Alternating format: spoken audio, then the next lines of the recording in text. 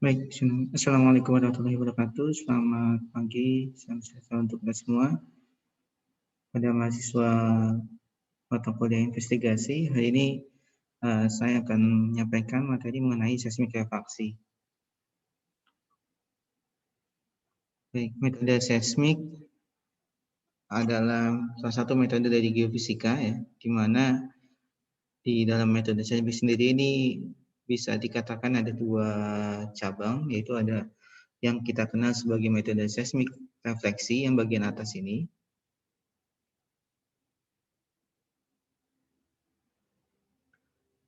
di mana dia akan menggunakan konsep pemantulan, dan yang kedua adalah metode seismik refaksi, yaitu di mana gelombang terlebih dahulu akan menjalar pada medium batuan, baru kemudian dia akan kembali naik dan disimpan di sifar.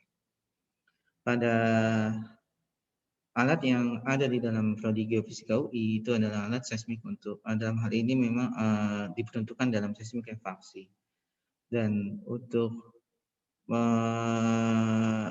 refleksi biasanya memang ini banyak dipergunakan dalam eksplorasi hidrokarbon gitu. Sedangkan untuk seismik refaksi itu lebih kepada aplikasinya dalam bidang geoteknik, khususnya dalam penentuan lapisan lapuk maupun lapisan bedrock seperti itu. Jadi kalau saya jelaskan di sini, metode seismik adalah salah satu dari metode geofisika yang bersifat aktif, karena kita akan menghasilkan sumber getar artifisial, ya, di permukaan. Kemudian nanti kita pasang juga geofon atau receiver, dalam hal ini kalau di darat adalah geofon, pada jarak tertentu seperti itu. Jadi kalau kita lihat di sini kita akan buat sumber getar. Biasanya untuk seismik refraksi itu kita akan menggunakan palu, kemudian kita akan tancapkan beberapa geofon dari posisi sumber seperti itu. Jadi sebenarnya secara layout antara refleksi dan refraksi itu memiliki kemiripan, ya. Jadi tidak banyak yang berbeda. Nah, selanjutnya gelombang yang kita hasilkan ini, gelombang yang kita buat secara artifisial ini, baik itu menggunakan dinamit atau menggunakan fibroses atau menggunakan palu, nanti gelombang ini akan mengalami penjalaran di dalam tubuh batuan. Nah, selama dia menjalar di dalam tubuh batuan ini, nanti akan dia mengalami peristiwa yang kompleks, ya, maksudnya ya sesuai dengan teori gelombang, ya. Dia bisa mengalami pemantulan, pembiasan, atau biasa mengalami pelengkungan atau mengalami pelemahan, penyerapan, dan yang lain sebagainya. Dan yang dimanfaatkan dalam metode seismik itu ada dua, yaitu pemantulan dan juga pembiasan. Nah, kedua jenis ini tadi seperti saya bilang sebenarnya secara survei itu relatif sama, ya, walaupun biasanya dalam survei seismik refleksi pemantulan yang digunakan untuk eksplorasi hidrokarbon itu perlu sumber daya yang lebih besar, ya, karena targetnya lebih dalam dan nanti operasionalnya itu lebih mahal dan lebih besar gitu, ya. Sedangkan kalau refraksi cenderung targetnya itu lebih dangkal dan peralatannya itu tidak terlalu mahal.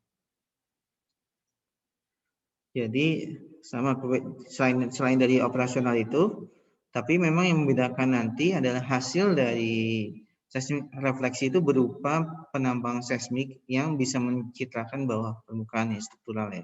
Sedangkan kalau seismik refraksi yang kita peroleh nanti model kecepatan dari batuan, model kecepatan gelombang pada tubuh batuan. Jadi istilahnya kita akan dapatkan velocity model, ya, dari proses seismik refraksi.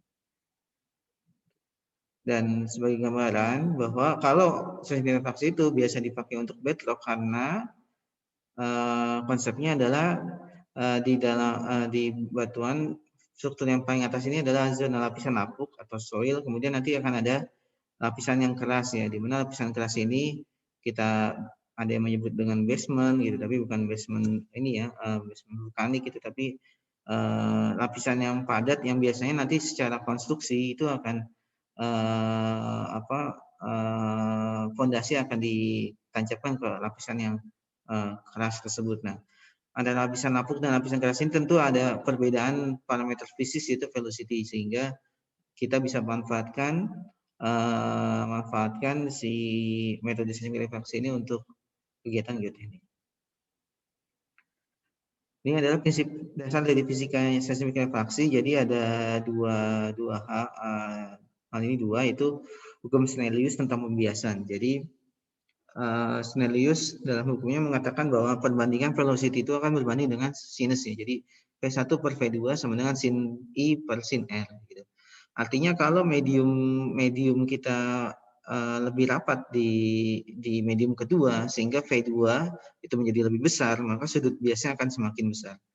Nah, pada kondisi tertentu, nanti sudut biasnya menjadi 90 atau yang kita namakan sebagai sudut kritis gitu ya, sehingga nanti gelombang itu akan menjalan secara horizontal pada tubuh batuan yang kedua saat dia theta refraksi 90 derajat. Syaratnya V2 itu harus lebih besar dibandingkan V1. Itu yang pertama tentang hukum Snellius. Yang kedua adalah tentang prinsip Huygens. Jadi selama gelombang tersebut menjalar pada medium yang kedua, tentu dia akan menghasilkan gelombang-gelombang baru ya. Prinsip Huygens kan muka gelombang itu akan menjadi sumber gelombang baru. Itu. Jadi dia kenapa dia bisa naik ke atas ya, itu karena prinsip Huygens ya. Jangan dikira di sini oh ini ada pemantul, enggak ada. Sebenarnya dia ya secara Huygens dia akan menjalar, sehingga bentuk dari penjalanan gelombang refraksi itu berbentuk seperti trapesium ya. Jadi ada yang downgoing, kemudian ada yang head wave menjalar, kemudian ada yang naik kembali seperti itu. Jadi dua prinsip utama dari seismik refraksi. Kemudian ini adalah gambaran kurva travel time. Jadi sumbu Y ini adalah waktu dan ini adalah X. X adalah jarak gitu ya. Jadi kalau kita punya rekaman seismik kayak gini, ini adalah penggambaran subsurface-nya. Jadi source kemudian ditangkap oleh receiver, maka nanti kita peroleh ada yang bentuknya hyperbolik. Hyperbolik ini adalah berasal dari seismik refleksi pemantulan. Kemudian ada yang bentuknya linier. Nah, linier inilah yang ada linier yang pertama, kemudian ada linier yang kedua. Linier pertama ini adalah yang dinamakan dengan direct wave atau gelombang langsung, yang memiliki kemiringan adalah seperti V1. Sedangkan nanti ada juga yang bentuknya lebih landai, di mana dia menunjukkan V-nya lebih besar, V2-nya. Ini adalah seperti V2. Itu. Jadi nanti untuk pengolahan seismik refraksi itu kita akan melakukan picking first break ya. First break itu adalah sinyal yang pertama kali muncul. Jadi ini yang paling awal di pick, kemudian di sini. Jadi nanti kita akan dapati misalnya kalau kita punya dua lapisan, ya kita akan dapatkan ada perbedaan gradien. Kalau ada lagi lapisan ketiga, bisa jadi kita bisa dapatkan gradien yang ketiga. Nah, dari gradien itulah yang nanti kita bisa memperoleh nilai velocity. Jadi sebenarnya pengolahan atau ini seismik refraksi kita akan melakukan picking first break tadi itu, kemudian nanti akan diolah menggunakan software. Ini rumus-rumus persamaannya. Jadi gelombang refraksi gitu ya, gelombang refraksi nanti dia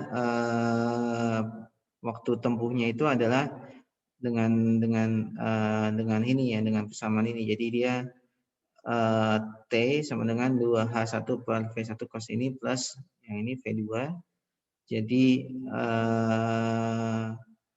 dia adalah fungsi dari super V, makanya dia bentuknya adalah persamaan garis lurus. Gitu ya. Jadi kalau kita lihat ini X ini T-nya adalah yang ini.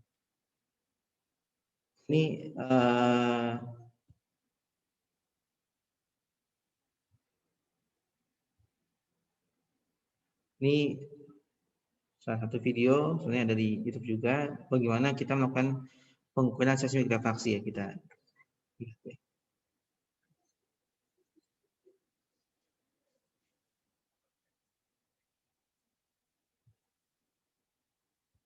Jadi step awal adalah kita melakukan pemasangan geofone ya, yang menjadi receiver. Nah, biasanya kita juga sudah menempatkan meteran atau apa yang jadi kita menaruh geofone itu sesuai dengan interval yang kita tentukan, baik itu misalnya bisa jadi misalnya 2 meter, 2,5 meter atau 5 meter gitu kan.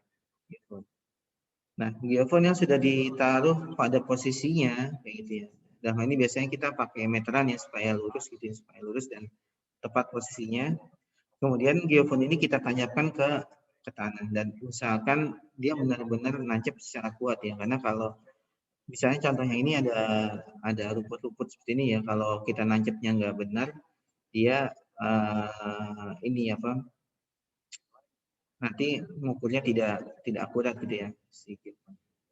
Artinya couplingnya kurang baik. Nah, berikutnya adalah setelah geofone tertancap baik dan sempurna di tanah, kemudian kita menghubungkan dia dengan kabel recording ya. Jadi kita hubungkan ini, kalau alatnya di sini dia pakai konektor yang terbuka kayak gini. Kalau alat yang di kampus dia sudah ada ininya apa?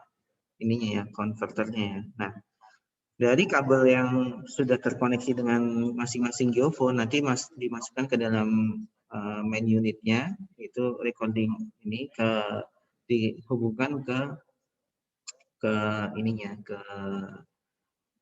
seismografnya ya, seperti itu. Nah, itu adalah untuk bagian dari receiver ya, yang berfungsi untuk menerima gelombang seismik. Ini selanjutnya adalah untuk daya ya, daya dari main unit itu. Main unit itu perlu baterai, dalam hal ini menggunakan aki, sama sebenarnya prinsipnya kita juga menggunakan aki sebagai sumber listrik. Selanjutnya adalah kita juga nanti akan menghubungkan yang namanya trigger. Trigger ini adalah alat atau sinkronisasi waktu yang digunakan ketika saat kita hentakan palu ya, hentakan palu, maka si alat itu mulai merekam gitu. Jadi ini gunanya untuk men-trigger perekaman atau sinkronisasi waktu juga. Jadi time nolnya itu mulai merekam pada saat dia mulai dipukul. Gitu. Nah, trigger ini nanti akan dipasang di dekat di sisinya, nah, di sisinya palu ya, supaya saat palu itu dihentakkan berarti dia mulai merekam. Nah, ini trigger untuk memicu perekaman dimulai.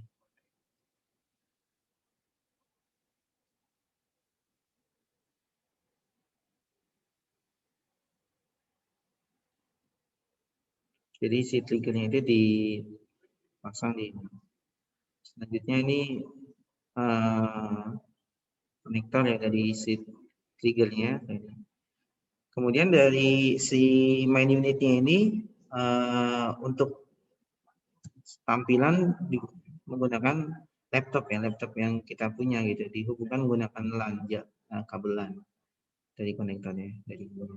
Jadi di main unitnya itu tidak ada monitor ya, main unit itu hanya seismograf biasa. Dan di sini dia ada konektor kalau kita mau hidupkan, ya kan, hidupkan atau matikan di sini.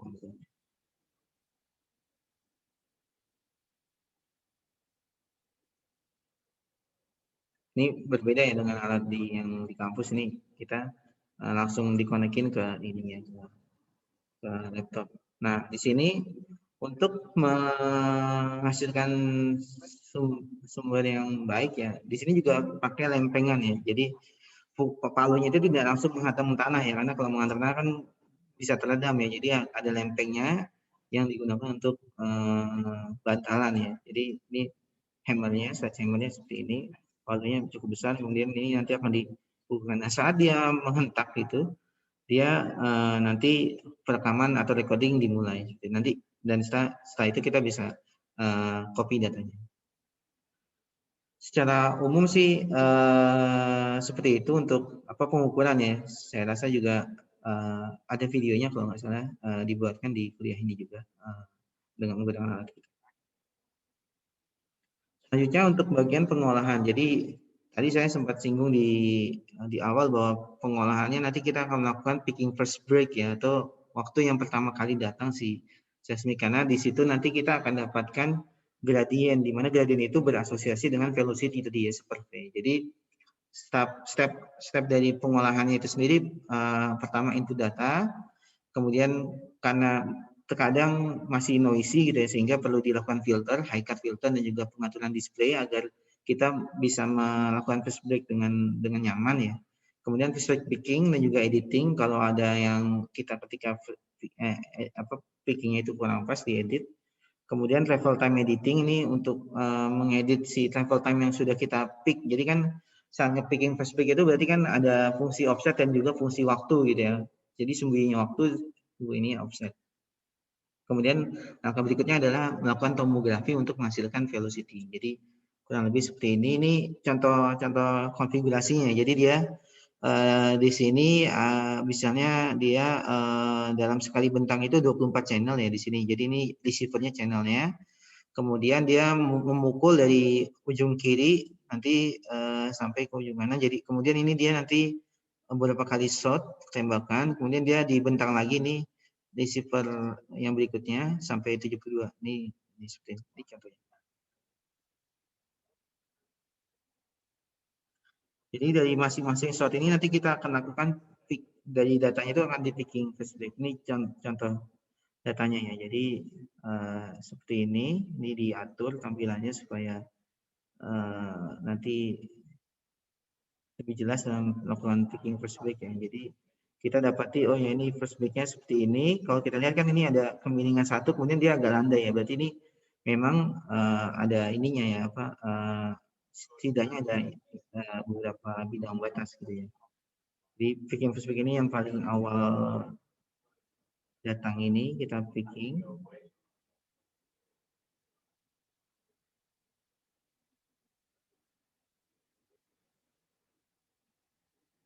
Dan jumlah dari beberapa shot point ini kita lakukan picking first break ya. Jadi ini misalnya di sini ada shot point yang pertama 3017, kemudian shot point berikutnya sama semuanya di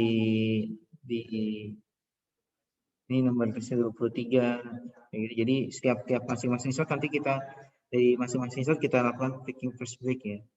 Picking first break ini kayak gini. Ini kan ada yang sinyal yang ini ya, ini bisa diedit gitu ya. Kemudian kita nanti pindah ke shot frame berikutnya juga melakukan hal yang sama, di picking lagi, picking travel time-nya, first break pickingnya itu. Jadi di pick ya, di ininya, first break-nya.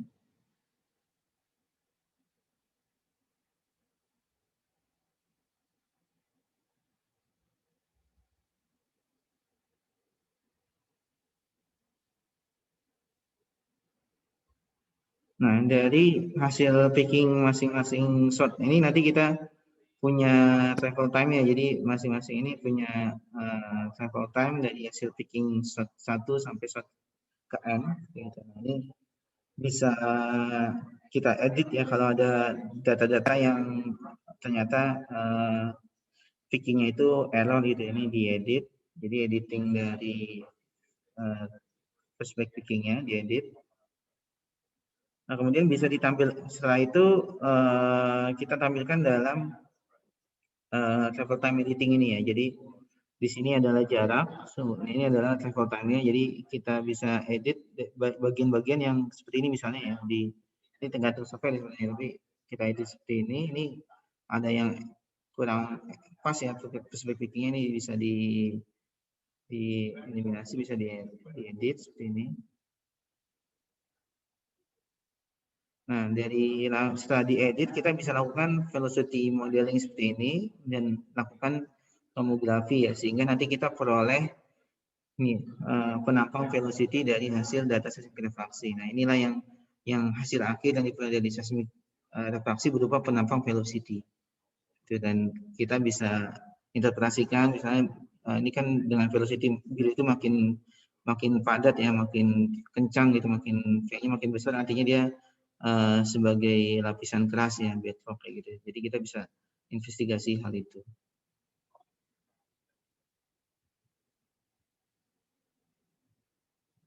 Ini mungkin sedikit saja ya beberapa aplikasi dari penggunaan seismik refaksi. Jadi secara umum metode seismik refaksi itu biasanya banyak digunakan dalam geoteknik ya, geotek untuk utamanya untuk lapisan apuk atau menentukan bedrock ya. Tapi ini sebenarnya bisa juga diaplikasikan dalam investigasi arkeologi maupun bahaya bencana geologi gitu, longsor. Kita bisa lihat juga tebal lapisan apuk yang kalau dia berada pada lereng yang curam itu kan potensi longsor gitu. Kemudian eksplorasi aquifer, air gitu itu juga. Kemudian sumber daya fosil atau sumber daya yang lainnya. Ini contohnya adalah bagaimana ini dimanfaatkan di kota Mekah ya, kota Mekah untuk melihat ini apa? Ini untuk geoteknik ya, geoteknik. Jadi mereka mau melakukan pemasangan fondasi pada ini apa? Bedrocknya. Jadi seberapa dalam bedrocknya. Dan juga di sini dipergunakan integrasi dari tidak hanya refraksi tapi juga menggunakan resistivity ya untuk melihat groundwaternya atau zona airnya. Kemudian ini juga contoh kasusnya pada untuk mendetek rongga atau cavity ya. Tentu untuk rongga dalam hal ini juga menggunakan dua metode, resistivity dan juga refraksi. Tentu untuk rongga sendiri lebih ini contoh gua rongganya ya, cavity-nya ya. Jadi tentu lebih jelas menggunakan resistivity ya karena high resistivity kan untuk rongga sendiri. Sedangkan di seismik refraksi memang kurang optimal sih, tapi ada beberapa penampakan seperti ini. Jadi ini ada daerah yang low velocity ya sehingga si bentukannya seperti ini. Kemudian